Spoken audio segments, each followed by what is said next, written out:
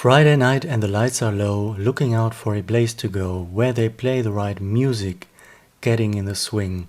Björn's lyrics are about dancing, about music. This song couldn't be more self-referential, more straightforward. It literally brings you to the dancing floor with its lyrical theme already. Self-reference in music and film has happened before and happened since, but something like Dancing Queen has never happened again. This is the story of the making of one of ABBA's most well-known and successful songs, celebrating its 50th anniversary. This is part 2 of our Arrival series.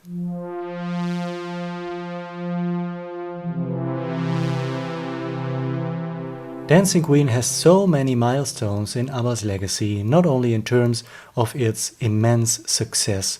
The song was the first song to be recorded for ABBA's upcoming album Arrival. It was the first time that Björn wrote an ABBA song on electric guitar.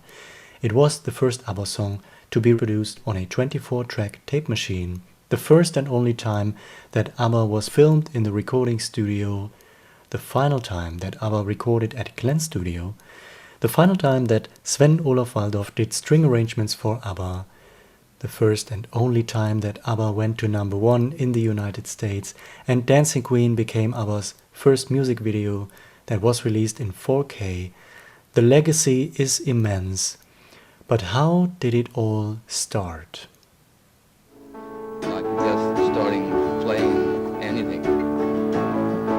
Very simple chords or so it goes on and maybe. In the summer of 1975, Björn and Benny wrote the music to Dancing Queen in their songwriting cottage on the island of Viksö. This songwriting session was an unusual affair. Björn wrote the song on electric guitar. Benny said Björn never used to write on electric guitar on Viksö. He used to play acoustic guitar, but this time we had brought in a little electric amplifier. That automatically creates a different style of playing, because using an electric guitar and amp allows you to experiment with different sounds. This was the first new song Björn and Benny had written in 5 months, and it was time to capture it on record. On the 4th and 5th of August 1975, ABBA went into the recording studio. Dancing Queen was the first session, the start for ABBA's forthcoming 4th album. The working title for the song was Boogaloo, suggesting that the song was to have a dance feel. This was unusual territory for ABBA. As Carl Magnus Palm described, the song defies genres with its dance beats and counter rhythms, a mixture of disco and African American soul music. Benny said, "It's hard to try and achieve something that is outside of your own tradition." A big inspiration was the song Rock Your Baby from 1974 by American soul and disco singer George McRae, especially with its mixture of drum machine, live drums and percussion, resulting in an irresistible groovy blend of disco pulse and lively human feel. According to Carl Magnus Palm, the start of the original Dancing Queen session tapes, before the musicians begin playing, features a recording of the Rock Your Baby single, placed there not exactly as a blueprint but as a basic guide for the kind of feel Björn and Benny were after. ABBA's backing track was nailed almost immediately. The song has Benny Andersson on keyboards, Rutger Gunnarsson on bass, Roger Palm on drums, tambourine and hi-hat, Malando Gassama on percussion, Sven-Olof Waldorf for the final time on string arrangements. The song uses violins, violas and cellos. It has Björn Ulvaeus on electric guitar, as he had written the song on Viksö, Anders Glenmark and Janne Schaffer on guitar, and for the one and only time, Michael Araklu on guitar. He was famous for playing on the song Hooked on a Feeling by Blue Sweet, which became the first Swedish single to reach number 1 in the United States, just before Dancing Queen followed. This backing band, as always, was tremendously crucial for the song and for ABBA's sound. Dancing Queen is a prime example of how important ABBA's backing musicians were for their music. Additional creative input first came from ABBA's drummer Roger Palm. He was inspired by the New Orleans groove of the 1972 album Dr. John's Gumbo, which brought some occasional freestyle rhythm pattern to ABBA's song. Guitarist Michael Araklu took inspiration from the 1972 song Listen to the Music by the Doobie Brothers, which shaped the guitar arrangement of Dancing Queen. The guitars for Dancing Queen are almost inaudible in the final mix, but in 1980 Michael Vidretov decided to push the guitars further up in the mix for the Spanish version of the song. Our aim was to give as much music as possible for the money. So these arrangements are very complicated and a lot of things going on. Benny's keyboard wizardry is all over Dancing Queen. Benny plays electric piano, clavinet, mini moog and grand piano. The song was ABBA's final studio session at Glen Studio, that family home studio in a basement where ABBA recorded the backing track for Dancing Queen. Overdubbing continued over several months. The vocals were recorded at Metronome Studio, which was famously captured on film. The song has Agneta and Frida on shared lead vocals. In addition to that, we also have Björn and Benny with the ladies in the background, giving us these haunting, wordless choirs in the intro and chorus, and deepening the gorgeous female lead singing. As Carl Magnus Palm puts it, the song has some of the greatest singing Agneta and Frida ever did on an ABBA recording. They reached notes beyond their usual capability due to the sheer energy and willpower. Sometimes when they sang in unison, Agneta perhaps going down a little and Frida struggling to get up to her, there was a certain sound to it. It was amazing. Agneta said, "When we recorded the vocals for Dancing Queen, I remember we both had the chills. The hair stood up on our arms." Frida and Agneta's outstanding vocal work for Dancing Queen certainly reflects the feelings that Frida had when she listened to the backing track for the first time. As she has said many times over the decades, this song brought tears to her eyes. And that feeling, I think, is captured in their incredible singing and energy for the song. But it's also captured in the music and Björn's lyrics. It's simple but deep at the same time. Stig Andersson came up with the title Dancing Queen. Björn wrote the lyrics. As I mentioned, Björn's reflection of dancing itself and his straightforward expression of pure joy about music makes this song self-referential, timeless and thoughtful. Carl Magnus Palm quotes the British music journalist Pete Paffites, who said, "I think there's a lot of melancholy in ABBA. I think that's key to the appeal of ABBA. The whole thing about ABBA was the collision of this life-affirming, euphoric, studio-created pop and this undeniable melancholy that comes through. It's even in Dancing Queen. When they sing 'You can dance, you can jive, having the time of your life,' the fleeting moment of happiness is absolutely embodied in there." This is bittersweet nostalgia, the transience of youth. This is about here and now, about that very short moment of joy on that Friday night on the dance floor before daily routine and life come back. And these poignant and wistful reflections achieve their full impact in combination with the music. So with all the intricate vocals, the studio techniques and musical inspirations, what makes Dancing Queen really so captivating?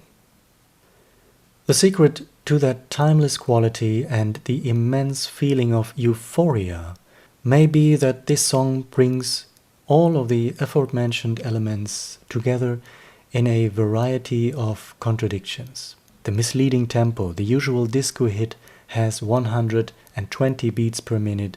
Dancing Queen has only 100 BPM.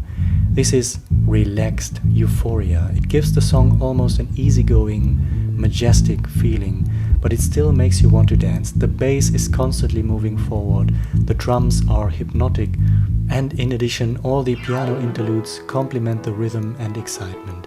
The string sections play descending chords in contrast to the lead singing, and even in terms of structure, ABBA does not follow the usual formula. If we now take a look at the song as a whole, very crucial is the fact that Dancing Queen features fewer verses than choruses. The second verse is only half as long and is compensated by an additional half of the chorus at the very beginning of the song. This construction deliberately adds euphoria by subverting the song's symmetry. The song starts with the second half of the chorus. It immediately brings you to the emotional climax. The following melancholia in the verse then leads to the line, "and when you get the chance," and builds excitement, which brings us to the climactic chorus once again. All of this magic wasn't there from the beginning. The song didn't start like this at all. Many of Dancing Queen's most crucial moments came very late in the post-production process. After extensive sessions and countless overdubs over weeks and months, the song was still not finished. Björn and Benny worked in post-production on the song for a long time. One of the most recognizable features of the song came almost at the very end, at the last second. One of the final overdubs turned out to be one of the most extraordinary overdubs and iconic parts of Dancing Queen, the gloriously sounding piano intro, as well as the descending piano chords throughout the song, and piano riffs. These were all finally overdubbed by Benny on the grand piano. But even before they did this overdub, Björn and Benny had the feeling they really had to restructure the entire recording. This is one of the most extensive works they have done for any ABBA recording. The most crucial change was done to the song's structure. Originally, the verses were switched in place with each other, and the original first verse was longer, twice as long. It was eventually switched to the place of the second verse and cut in half, leaving an early full-length version of Dancing Queen in the archives, which has a different structure and deleted verse. All of this was done in an effort to increase the excitement and joy of the song, and to make it sonically and thematically even more captivating, which explains the impact we've discussed before. Only by pure chance, ABBA was filmed in the recording studio, early in the recording process for Dancing Queen, and for the one and only time. And they happened to record the vocals for the song at the stage where they were still working on the original full version with the now lost verse. This footage was broadcast and released on a documentary in 1975. It gives us sections of the instrumental backing track of the song and segments of this unreleased early version as a rough mix without additional overdubs, and this is the only alternate studio version we ever got from the recording sessions for Dancing Queen. Left in the archives are also 4 instrumental mixes, an alternate mix, an attempt at a remix created by Benny in the early 1990s. Nothing was ever released anywhere except the brilliant original final version released for the first time to the public in 1976, and it left an impeccable legacy. On the 16th of August 1976, more than 1 year after the recording session started, Dancing Queen was released as a single. It reached number 1 in 12 countries, more than any other ABBA single before, and for the one and only time brought ABBA to number 1 in the United States. This was celebrated with champagne at the Polar Music Office. Another unusual procedure was that before the actual single release, ABBA had performed the song already 3 times on television. One of the most iconic moments was the performance on the televised gala event on the evening before the wedding between Sweden's King Carl Gustaf and Queen Sylvia. This was filmed at the Royal Swedish Opera in Stockholm and broadcast live. ABBA was dressed in late 18th century outfits and was the only pop act on the show, which was otherwise filled with classical and opera singers. Fascinatingly, ABBA intended to sing the song with live vocals over their instrumental singback mix, but they had troubles during rehearsals with constant feedback and due to these technical difficulties, they eventually had to perform the song entirely to playback. In contrast to general lore, Dancing Queen was not specifically written for the royal couple. The official music video was filmed at the discotheque Fatih Huset. 1 year later, this became Alexandra's Disco. Dancing Queen is one of the few ABBA videos from their official music video catalogue where we can also see members of ABBA's band, Roger Palm on drums and Rutger Gunnarsson on bass, whom I have to say I first realized were there when I spotted them for the very first time on the video's new 4K restoration, which was released in 2021 and which became ABBA's first music video to be released in 4K. Back in October 1976, the song was placed on ABBA's fourth album Arrival on track number 2. The album begins with the light and joyful pop of When I Kissed the Teacher and then brings us to the glorious piano roll and excitement of Dancing Queen, which is then followed by the reflective ballad My Love My Life. ABBA performed the song Dancing Queen to playback on several TV shows over the next few years. The great YouTube channel BeckyFan456 compiled all of ABBA's performances of the song in one video. ABBA performed Dancing Queen in Germany, Sweden, Poland, Australia, America, Canada and Japan, and at one occasion a beautiful live performance on Olivia in 1978. The final time ABBA performed the song on a TV show was in 1978 in Japan for the ABBA special simply called ABBA Special. ABBA performed the song live on all of their subsequent world tours, always as encore. The live version from 1977 in Australia was captured on film and is one of the few songs in ABBA the movie which was included in its entirety, including a lengthy instrumental intro. A live version from Wembley Arena in London from 1979 was released in ABBA in Concert and as the opening song on ABBA's first live album, ABBA Live, in 1986. An alternate live version from ABBA's series of Wembley concerts was released in 2014 on ABBA's live album, Live at Wembley Arena.